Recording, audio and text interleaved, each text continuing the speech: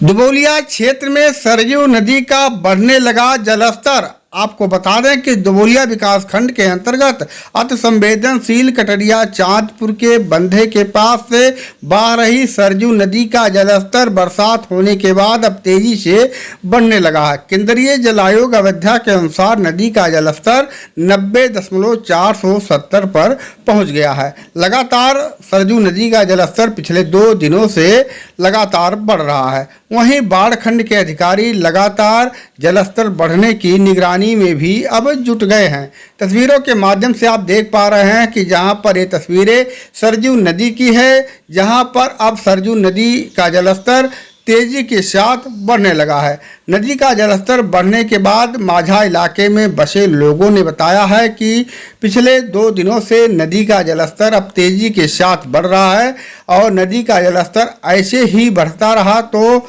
1 हफ्ते में नदी का जलस्तर खतरे के निशान पर पहुंच सकता है। इसको लेके अब लगातार बाढ़ खंड के अधिकारी भी निगरानी में जुटे हुए हैं।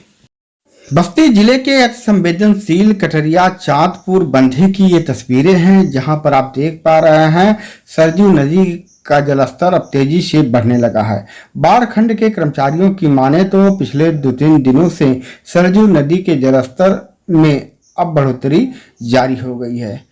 वहीं बंधे के दक्षिण बसे दर्जनों गांव ऐसे हैं जो प्रत्येक वर्ष बाढ़ आने के समय उन्हें अपना आशियाना छोड़ करके अन्य स्थानों पर विस्थापित होना पड़ता है। तो नदी का जलस्तर अब धीरे धीरे बढ़ने लगा है। उधर मानसूनी बरसात भी शुरू हो गई है। ऐसे में अब नदी का जलस्तर लगातार बढ़ता मिल सकता है।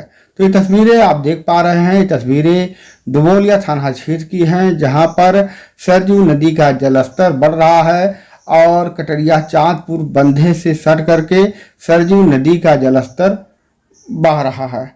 नदी का दबाव भी अब धीरे धीरे बढ़ना शुरू हो जाएगा। जैसे नदी के धारा का दबाव तेजी से बढ़ेगा, वैसे ही बंधे को बचाने के लिए जो स्पर बनाए गए हैं, ठोकर बनाए गए हैं, उस पर नदी के धारा का दबाव भी बनता दिखाई देगा। तो मानसूनी बरसात जहां शुरू हुई है, वहीं सरयू नदी अब धीरे धीरे उफनाने लगी है।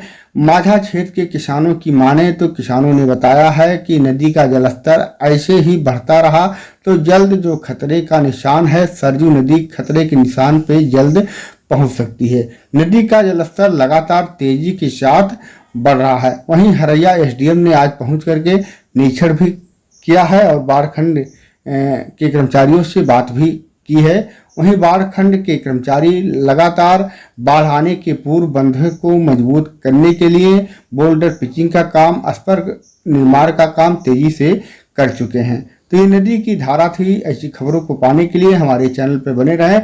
निश्चित तौर पे हम आपके बीच में हर छोटी बड़ी खबर को लेके आते रहेंगे। तब तक के लिए नमस्कार, धन्यवाद।